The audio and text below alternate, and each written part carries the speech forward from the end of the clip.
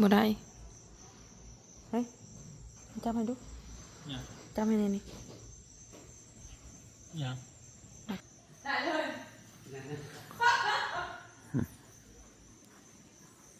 ปิดทานแล้วพี่น้อง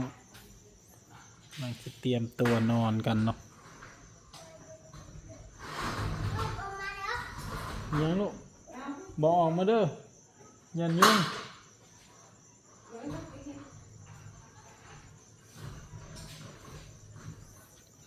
มือเพิ่นก็สิไปเป่าแก่ช่วงเนาะเป่าช่วงยัง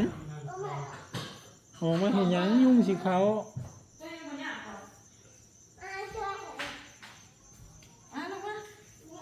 ก็ก่อนสิก้าวมุกนอนนะ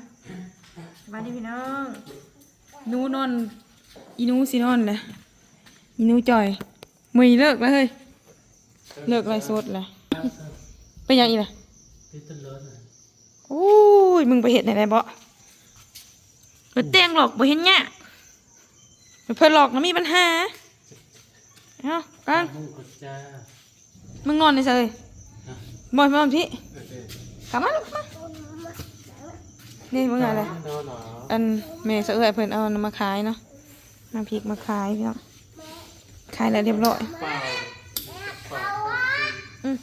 นอนเวียงเว้นมืออื่นไปเท่ามันถ่ายเลยฮะแพ้โดเจ็ดเป็นโมงไปกันได้ได้อยู่ประมาณ7 โมงนะเฮ้ยหยอบพระจะไปห้องคือกระดักกระดกส่งบังคับแต่งหน้าเลยพันมานอนนี่นอกถามว่าใจมันได้อยู่ติมันกลางเลยดูนอนบนนอนประเทนสบายดีพี่น้องไหมสบายดีพี่น้องยังสินอนเฮ็ดเฮ้ยมึงนอนกันคืนมึงก็เปิดพัดลมอยู่ไม่ได้เปิดพัดลมดิสอดแจ้งเปิดพัดลมสอดแจ้งแจ้งแล้วแต่กับห้องเปิดนักเปิดทำห้องเปิด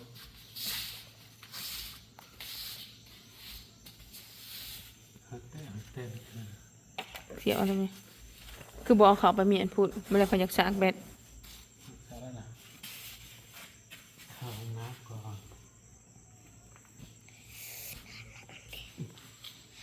นกูนอน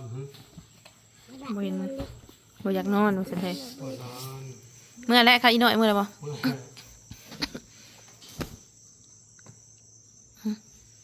ผมมีเพื่อนเพิ่นแม่นให้ตุ่ม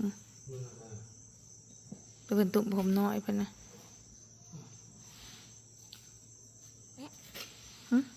ไปเข้าลูกไปเข้าไปนอนเดี๋ยวห้องเอาเพาะเป็นที่ไปเสียมาเลยพัดลมตัวนี้เด้อน่ะกลางคืนกับลูกมากินน่ะบ่เลยกินนอนแล้วเช้าจ่อยบ่ใช้ขนมกินเบิดเลยคือบ่ได้ขนมเขามากินโตเขามาอยู่ไปเนาะไปเนาะมันนี่ก็ได้งบ500อีกเนาะสุเพิ่นไล่สดขนมเด็กๆซอจอยไม่ใหญ่ในการไปโลดมึงไปเข้าห้องน้ำบ่หลอกเป็นอยู่แต่ว่าโคม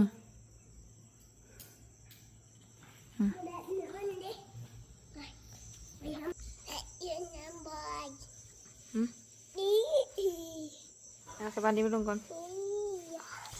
โอ้ยถามมังนอนโอ้ยบ่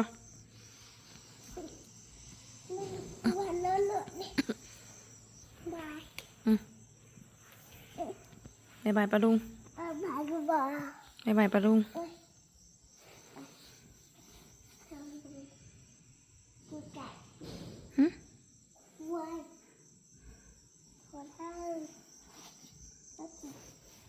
อาการ 2:30พอดีนะนึกว่าสุเพิ่นสิได้มื้อเด้อ ไปนอน ส่งไม่รู้ นอนจะนอนไปนอน บ๊ายบายปลาลุงขึ้นสิไปนอน แต่ตัว บ๊ายบายปลาลุงจุ๊บสบายดีก่อนสบายดีก่อนลูก สบายดีป้าลุงเลย เดี๋ยวนั่งลงสบายดีก่อนลูกเอาไว้อย่าเคินเด้อโอ้ยบ่เอาอันนี้ให้กินเด้อนี่สิเอาโอซี่ให้กินนี่คันสบายดีปลาลุง ไอ ทำไอ สิเอาอันนี้ให้ดิโดให้กิน ยูโรไอ ก็ทำไอ สิเอาอันนี้ให้กินนี่ดิโดหลอด ยูโรโดดไอ ก็ไอ้เฮ็ดกันบ่ เออ ไอ้จังได้เศร้าเลยเนาะเนาะเศร้าให้แม่สิเอาให้กินนะสบายดีแล้วเนาะสบายดีป้าลุนให้ไว้คนเก่ง ไทย ไว้ ให้ไว้คนเก่งเลยนะแต่ทำมันเก่งอยู่แล้วอ่ะรับตาดอกแม่สิรับตาบ่ค ป้าลุงเลยเร็ว ำแม่สิรับตาบ่คำเฮ็ด รั เด้อ ตาเลยไว้บ่มี เนี่ย ใครเห็นพ่อก็รับตาคือ นี่ กัน อันยกมือขึ้น น่ะ เว้านำ เอาพ่อ สบายดีป้าลุน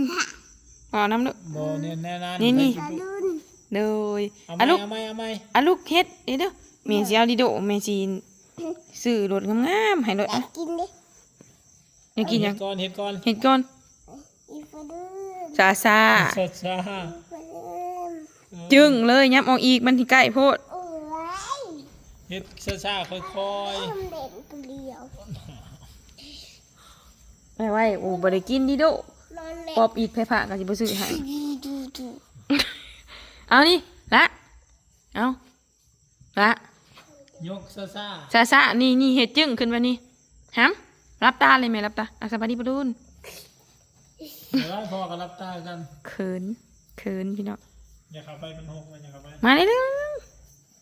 มานั่งอยู่แม่ถ่ายคลิปบักหำนี่เอาสาขอมาถ่ายคลิปบักหำได้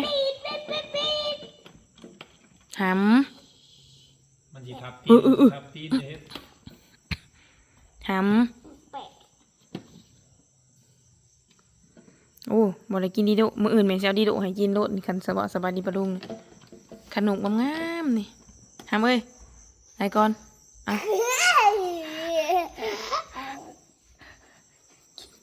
อยากกินอยากเขินเลยอ่ะลูก บ่ได้กินก็ บ่ได้กินเห็นไหมนี่มันอยู่ทางนี้มันบ่เห็นกล้องนี่เห็นไหม ใครจะนี่ อ๋อสบายดี เอ้ย เอาแล้ว ซาเฮ็ดซา ยกมือซะเอาแม่รับตานี่แม่บ่เห็นดอกนี่แม่รับตา เอาไว้ มาเร็ว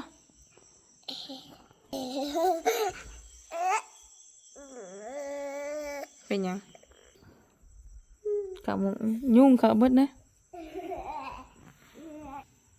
โอ้ย ดังออกลูกก่อน นอนง่ายลูกนอนง่าย อย่าเอาแพ้ตัวนี้มัน มันจังบ่เห็นชีประสาท มันแข็งบ่เห็นที่แข็งอึจึงอยู่ เดี๋ยวแพ้มันนี้ แพ้น้อยเห็นดิ นอนง่ายเด้อลูกเด้อ มันกระบุบกระบับ นอนง่ายก่อนสักหน่อยมันก็เศร้าแล้วนอนหมด นอนไงนอนไง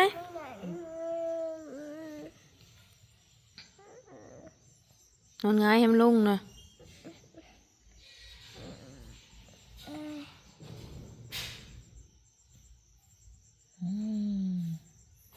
ปิดโรยไฟนะเฮ้ย นอนนั่นแหละ นอนไงโอ้ยน่าอย่าลุก เอาลุกนะมันเลยตังสิออก มันสิไหล ไว้นอนลง นอนลงลูกเฮ้ยมึงกินอะไรยาน่ะตอนไหนคือบ่เห็นกิน เฮ็ดสมัย เฮ็ดนั่นมันออกอีกแล้วนะนอนลงโดดมาตามแม่ตามแขนอึบมาเสียเอาแล้วแม่พัดลมนี่บ่เปิดบ่พัดลมคนละตัวนะอยู่ทางนอกเนาะหนาวพี่น้องเอ้ยหนาว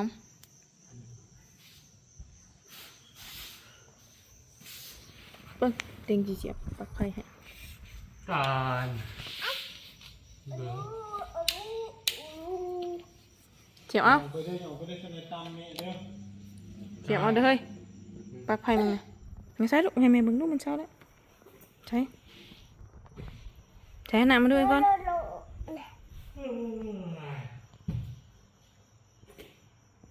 โดดมาตามบาแม่ตึบโดดหัวแม่บอกว่าอยู่ซื่อๆเจ็บบ่นอนเนาะเป็นน้องสาวจอยพี่น้องเอ้ย พี่น้อง พี่น้องอีกเลยเอาสบายดีพี่น้องซะนะเอาไหมเร็วจะเห็นเป็นบ่สบายดีพี่น้อง พี่น้อง สบายดีปะลุง พี่น้อง หนกมือน้ พี่น้องเลย ำพี่ต้องใจใส่ลูกผู้เดียวยังสีพี่น้อง พี่น้องเตะไหลพี่น้อง งาม กินหวานใจบูนี่ใจบูนี่ โดยดูมือก็มีตำรวจนะ